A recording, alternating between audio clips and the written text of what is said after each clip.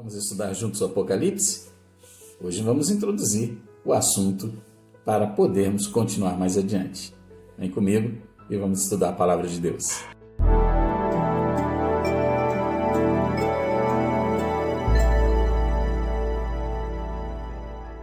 Olá, tudo bem com você? A graça e a paz do Senhor Jesus seja com a sua vida. Meu nome é Oséias, eu sou pastor, teólogo, professor, jornalista, doutor honoris causa pela Faculdade Aplicada de Teologia e Filosofia de São Gonçalo, Rio de Janeiro. É um prazer poder estar aqui compartilhando contigo uma porção da Palavra de Deus e esse tempo de estudo teológico acerca de um tema tão importante que é a hermenêutica do Apocalipse. Tratar desse livro tão relevante para a nossa vida, tratar desse livro tão relevante para a igreja, é algo de imprescindível importância hoje, tempo em que nós vivemos diante de uma pandemia mundial, né, que tem afetado tantas pessoas, que tem ceifado tantas vidas e também tem levado muitos cristãos a questionar se não estamos vivendo os últimos dias. Bom, eu quero reiterar que durante as próximas 9 semanas, este vídeo de hoje e mais os próximos 8 vídeos, nós vamos analisar, estudar o Apocalipse a partir das 4 escolas hermenêuticas que o interpretam. A escola preterista, a escola idealista, a escola futurista e a escola dispensacionalista clássica. São as 4 escolas com maior proeminência em nossos dias e nós vamos nos debruçar sobre elas nessas próximas semanas. Hoje nós estamos fazendo uma introdução, faremos uma introdução e a partir do próximo vídeo já começaremos o estudo da primeira escola hermenêutica do Apocalipse. Bom, falar do Apocalipse é falar de um livro que demanda muita dedicação no seu entendimento. O Apocalipse não é um livro de fácil entendimento. Ele é um livro que demanda de nós interesse. Ele é um livro que demanda de nós empenho no seu estudo, na compreensão, na busca da compreensão dos diversos símbolos existentes no livro do Apocalipse. Nós, quando falamos desse livro, também precisamos entender que ele não é meramente um manual ou um mapa profético que apenas fala do futuro ou aponta para o futuro. Ele é um livro que tem uma mensagem para hoje, para a nossa realidade, com princípios morais e espirituais que nos estimulam e que nos animam, exortam à santidade e a uma vida de adoração em toda e qualquer circunstância que estejamos vivendo. O Apocalipse é um livro com uma mensagem contemporânea para a igreja. E é muito importante essa compreensão porque muitas pessoas olham para o Apocalipse somente em momentos de tragédia, sobretudo de tragédia global. Nós precisamos olhar para o Apocalipse em todo o tempo. O livro começa declarando que é uma revelação de Jesus Cristo dada para João por permissão de Deus Pai por intermédio de um anjo. Logo no versículo 2, ele fala que ele é testemunha dessa palavra que ele presenciou. E no versículo 3, João afirma que é bem-aventurado, feliz, aquele que lê, ouve e guarda as palavras dessa profecia. Guardar tem o sentido de praticar. Portanto, o Apocalipse é uma literatura para ser lida, ouvida em todo o tempo, assim como toda a Bíblia, e não apenas em circunstâncias específicas. Em toda e qualquer circunstância, o Apocalipse tem para nós uma mensagem de suma importância. Quando nós vamos falar do Apocalipse, precisamos entender o contexto, toda a formação do livro, a história por trás do livro, para que então possamos trabalhar a hermenêutica dele. E é exatamente isso que faremos nesse vídeo a partir de agora. Em primeiro lugar, É preciso frisar que o Apocalipse tem um estilo próprio, que é o estilo apocalíptico. Este estilo de literatura surgiu aproximadamente no ano 200 a.C. e sumiu, desapareceu no ano 200 até o ano 300 depois de Cristo. Tem uma razão de ter nascido. Ele traz uma linguagem altamente figurativa, simbólica, para transmitir mensagens às pessoas, e mensagens que as autoridades, os poderes opressores, provavelmente não entenderiam, haja visto o simbolismo sempre presente e altamente riquíssimo nesse tipo de literatura. A literatura apocalíptica usa muito de símbolos, animais dantescos, animais sobre-humanos, animais completamente diferentes de toda a realidade que nós conhecemos, seres mitológicos e uma série de outros elementos, que fogem muito, transcendem muito a realidade do nosso cotidiano e também do cotidiano daqueles que receberam esses textos logo no primeiro período. No entanto, estes textos tinham um significado e aqueles que liam entendiam esse significado, entendiam a mensagem que estava sendo transmitida a eles. É outra coisa que nós não podemos esquecer, que o Apocalipse ele tinha uma mensagem para o seu público original, ele tinha uma mensagem para as 7 igrejas a quem João escreveu por ordem do Senhor, o que mostra-nos também a segunda característica do Apocalipse. Ele não só é literatura apocalíptica, mas ele também é literatura epistolar. Ele tem características de carta que comunica desejos, designações, ordenanças, esperanças e outras coisas.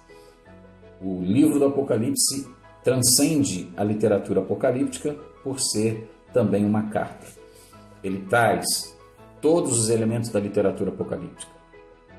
Os seres extraordinários, os eventos cósmicos, tudo que a literatura apocalíptica traz. Mas ele também traz orientação prática, exortação, admoestação para a vida da igreja.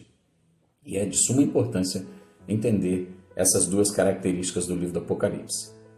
Bom, esse estilo apocalíptico é muito importante compreender para que a gente saiba quais são os significados dos símbolos utilizados na linguagem, no texto que João escreve o Apocalipse.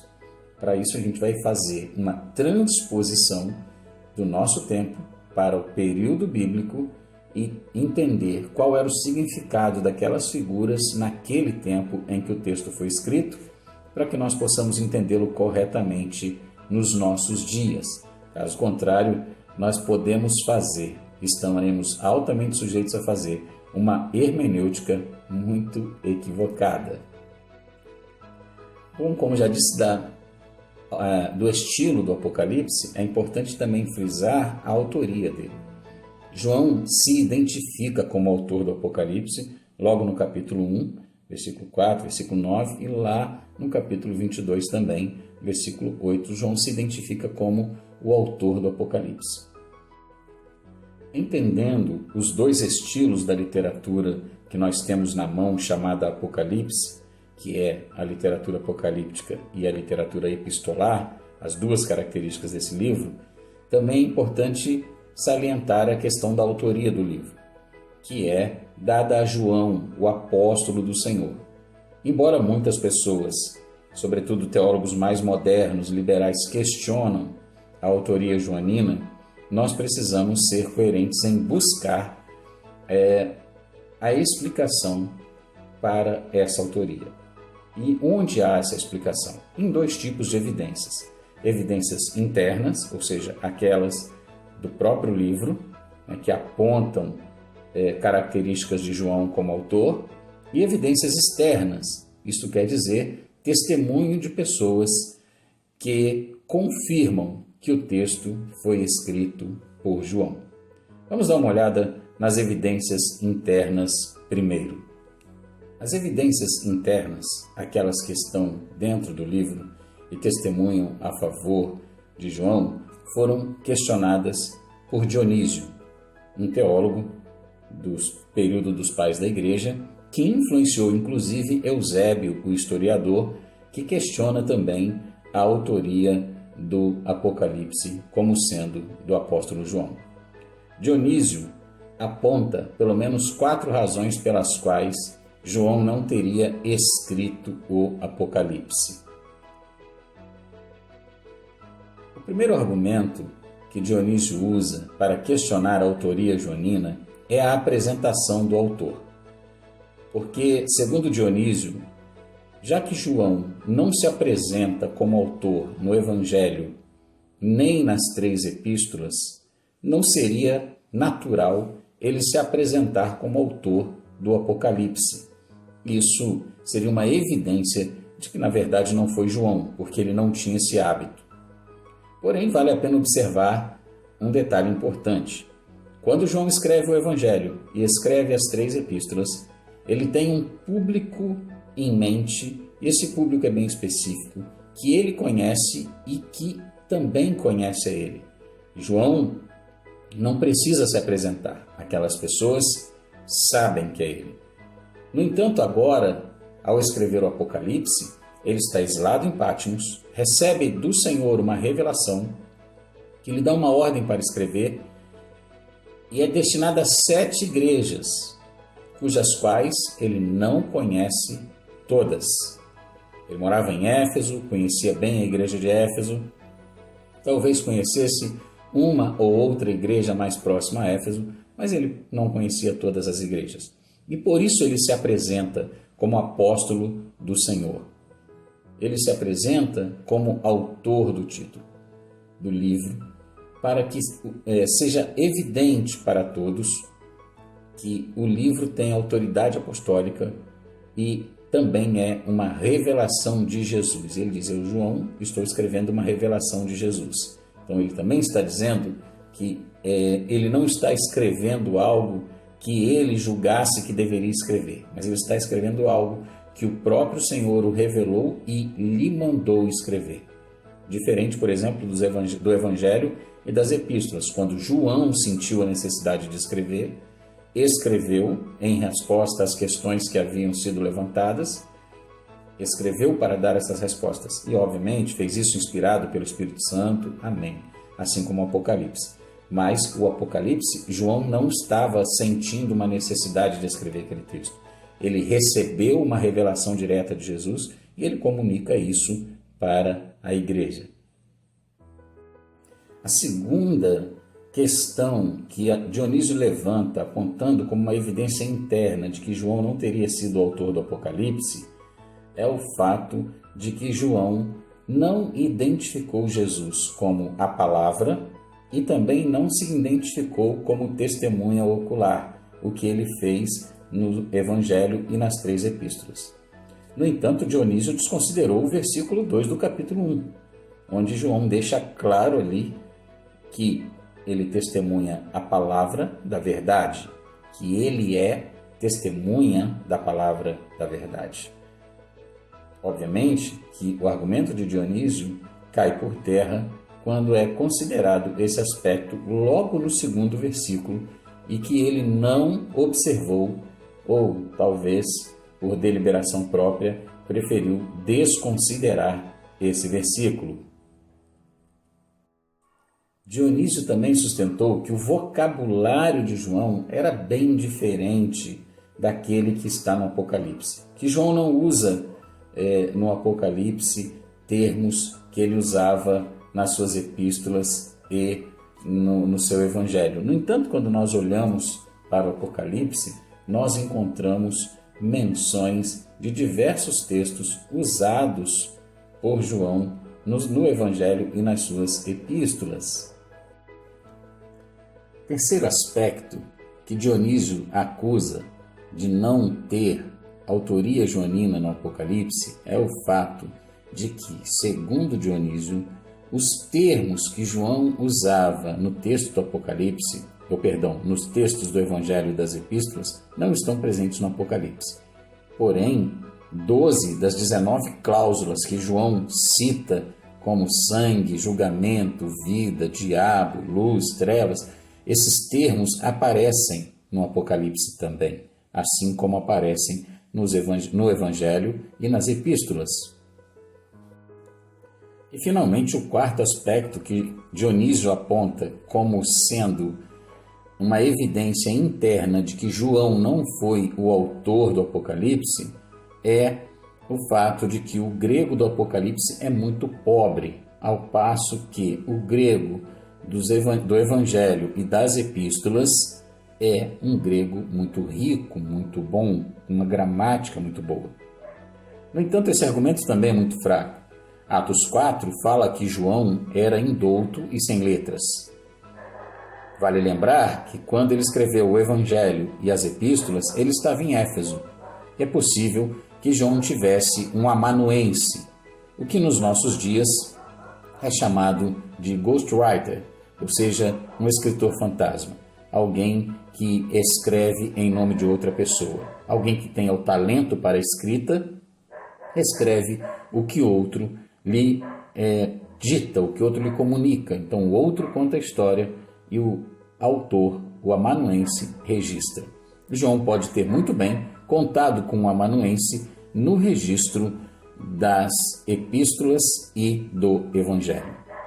Mas em Patmos ele está sozinho e, como eu disse, vale lembrar que em Atos 4 a Escritura diz que ele era indouto, sem letras. Sem letras não se entenda analfabeto, mas de pouca cultura, de baixa cultura em termos de conhecimento das letras. Por isso, o Apocalipse teria um grego mais pobre, porque João agora estava escrevendo de próprio punho e com base no seu próprio conhecimento. Essa é uma explicação muito coerente, haja vista o ambiente em que João escreveu o Apocalipse. Além disso, há as evidências externas que corroboram também a autoria do Apocalipse por parte do João. Além disso, há as evidências externas que corroboram também a autoria do Apocalipse. As evidências externas, nós temos os testemunhos dos pais da igreja, que estão muito próximos ao período da escrita do Apocalipse. Papias, um pai da igreja, Justino Marte, em seu fragmento muratório, também testemunha de João, Irineu, na sua defesa contra as heresias, ele testemunha que João foi o autor do livro do Apocalipse, e o testemunho de Irineu tem um peso muito grande, porque Irineu foi discípulo de Policarpo, que por sua vez foi discípulo de João. Irineu tem um testemunho muito forte, porque, segundo o seu texto contra as heresias, ele afirma que Policarpo, que fora discípulo de João, lhe comunicou que João escreveu o Apocalipse. Então, no testemunho de Irineu, nós temos um elo muito forte que é Policarpo. A única separação entre Irineu e João é Policarpo. Ou seja, o testemunho de Irineu é muito poderoso e muito significativo e é necessário ser levado em consideração. Não se pode deixar de lado algo tão importante. Assim também Tertuliano, Hipólito, Orígenes e vários outros pensadores e teólogos pais da igreja confirmam a autoria joanina do livro do Apocalipse. Também precisamos levar em consideração a data do livro. E por ora, basta conhecermos as duas datas propostas para a autoria do Apocalipse, haja vista que nos próximos vídeos, quando formos falar das escolas hermenêuticas propriamente ditas, nós vamos abordar melhor a questão da data e da razão da suposição ou do apontamento daquela data como data para a composição do livro. As duas datas propostas são governo de Nero, do ano 54 ao ano 68 da era cristã, o grande imperador Nero, que perseguiu os cristãos porque queria ser adorado como Deus e os cristãos não o fizeram, e também Domiciano, outro grande imperador romano, que também queria ser adorado e por isso perseguiu a igreja, mas que reinou de 81 a 96 na era cristã. O Apocalipse teria sido escrito em uma dessas duas datas. Há as suas razões para apontar uma ou outra data, mas nós veremos melhor quando formos falar das escolas hermenêuticas do Apocalipse, porque se fará necessário mencionar essa questão, então, da composição do texto, em qual data ele foi escrito. A unidade do livro do Apocalipse também foi questionada por alguns teólogos que dizem que o livro é uma colcha de retalhos, porque tem repetições que seriam desnecessárias e essas repetições seriam evidência de que alguém colocou uma coisa no texto e depois uma outra pessoa foi lá e colocou de novo, achando que estivesse colocando pela primeira vez, e há então repetições. Segundo essa perspectiva, há algumas incoerências em relação ao texto e que não haveria unidade no texto. No entanto, quando nós vamos ler o texto de alguns dos próprios críticos da unidade do Apocalipse, que apontam, dizem que o Apocalipse não tem unidade porque ele não foi escrito por João, mas por uma comunidade joanina, ou seja, várias pessoas escreveram ali e foram acrescentando, montando aquele livro, compilando aquele conteúdo.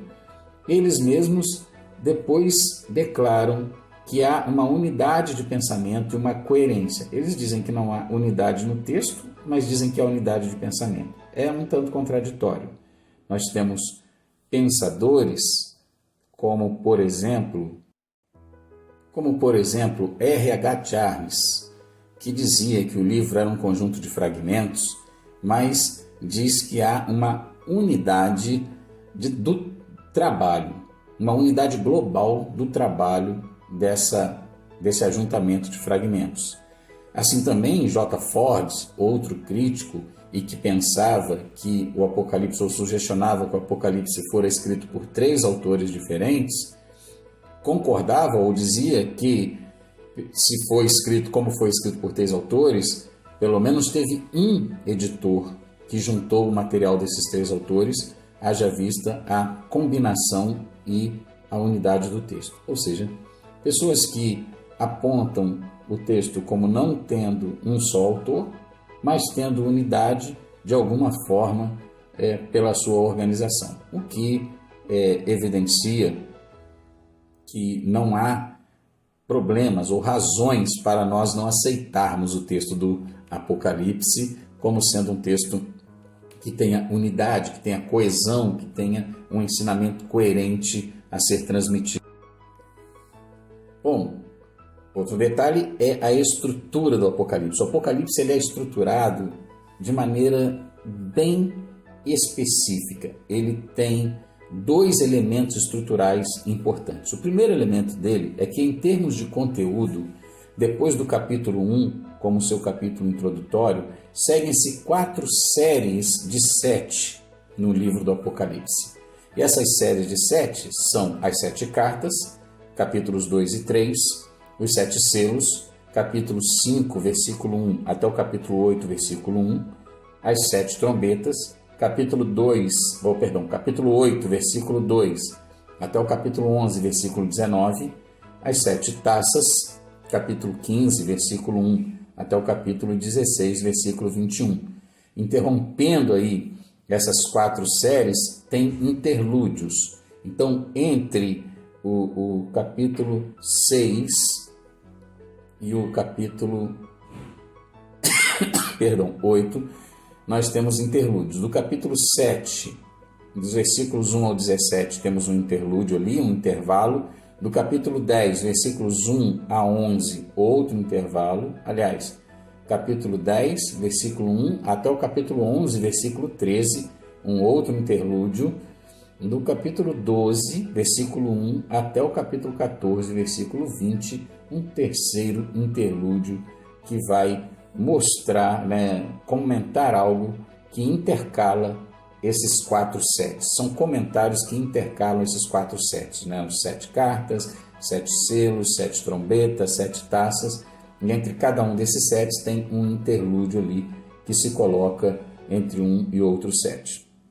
O livro vai concluir com o julgamento da Grande Babilônia, a prostituta, que é a apostasia mundial, e o triunfo final do reino de Deus, que começa no capítulo 17 e vai até o capítulo 21. Ali é a segunda divisão potencial do livro, que mostra a vitória do Senhor sobre a grande meretriz, a Babilônia, começando no capítulo 17 até o capítulo 21.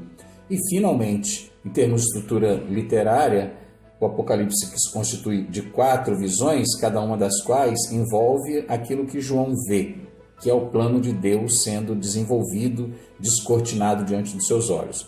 Então ele vai declarar isso no capítulo 1, versículo 19, no capítulo 4, versículo 1, no capítulo 17, versículo 1 e no capítulo 21, versículo 9. Ou seja, as 4 visões que João declara que está ali recebendo do Senhor. E ele é concluído no capítulo 22 com um grande epílogo, né? Um fechamento, uma chave de ouro que mostra a vitória da igreja sobre todo o mal e o seu ajuntamento, a sua reunião eterna com o Senhor, onde o reino de Deus será para sempre estabelecido. Agora, o Apocalipse também tem materiais muito importantes a serem considerados por nós. O Apocalipse utiliza vários materiais tradicionais dos seus dias. Ele, por exemplo, utiliza o modelo do cerimonial dos tribunais greco-romanos, nos capítulos 4 e 5. Por que ele faz isso? Porque ele está falando para um público que entenderia muito bem o que ele estava querendo dizer, usando um cerimonial conhecido de todos. Ele usa o estilo apocalíptico judaico, obviamente, porque ele tem um público judaico em mente, majoritariamente judaico, e aqueles que não são judeus receberam forte influência, haja visto que o cristianismo é uma religião de matriz judaica, então há já uma forte influência que nos permite conhecer muita coisa da cultura judaica. Ele lança mão do discurso do Monte das Oliveiras, no capítulo 6 do Apocalipse. Ele lança mão do discurso de Jesus no Monte das Oliveiras. Ele também conta o drama do dragão, no capítulo 12, que era muito conhecido, mitologicamente conhecido, e citado no capítulo 12, e seu público original entendia e conhecia a história. No capítulo 13, ele fala de Nero, ele menciona a história neroniana no capítulo 13. E João usa muito daquilo que o seu público estava acostumado, vivenciava ou vivenciou, e entenderia sem problema nenhum, sem nenhuma dificuldade, o que João estava querendo transmitir. E a despeito de tudo isso, dos 404 versículos que o Apocalipse tem, 278 são referências ao Antigo Testamento. João faz uso constante do Antigo Testamento, falando daquilo que a Escritura veterotestamentária já falava, apontando para o futuro, porque essa era a Bíblia que a igreja lia naquele contexto, o Antigo Testamento. E ele faz menções contínuas ao Antigo Testamento, como sendo um material importante da revelação que ele estava recebendo. Bom, do ponto de vista da crítica textual, nós temos muito poucos manuscritos gregos que nos permitem reconstruir a leitura original do Apocalipse. Menor do que em qualquer outra parte do Novo Testamento é o texto do Apocalipse. Muito poucos materiais, muito poucos recursos para essa reconstituição dessa leitura original do Apocalipse. Não obstante, há uma quantidade suficiente para realizar a tarefa com garantia, ou seja, há aproximadamente 230 manuscritos. É um número muito bom, mas considerado com os outros manuscritos do Novo Testamento, ele tem bem menos. No entanto, é um número muito bom, excelente, para o trabalho da crítica textual.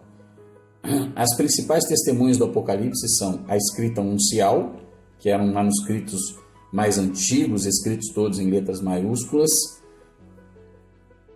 com vários códices, vários rolos específicos do Apocalipse que foram encontrados no decorrer dos anos, e alguns papiros, material de menor importância, que foram também encontrados nesse período. E um comentário grego do Apocalipse feito por Andréas no século VI.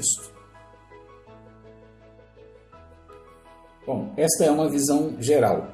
uma visão introdutória do Apocalipse, um vídeo introdutório para nós podermos meditar, ou melhor, conhecer um pouco mais a estrutura do Apocalipse. E no próximo vídeo nós já entraremos no texto do Apocalipse a partir da visão da escola preterista. Isso na quarta-feira que vem, nosso próximo vídeo. Então, no próximo vídeo, nós vamos abordar a escola preterista do Apocalipse e estudar com mais detalhes. Será um vídeo maior, esse vídeo é menor porque visa trazer uma preparação também e tal, mas o próximo vídeo será maior porque nós vamos explorar a visão hermenêutica da escola interpretativa preterista, capítulo por capítulo do Apocalipse, para a gente poder ter um entendimento correto, um entendimento coerente do pensamento preterista. Tá bom? Que Deus te abençoe. Até o próximo vídeo. Um forte abraço e vamos continuar crescendo na palavra, porque é assim que Deus nos deseja. Um forte abraço.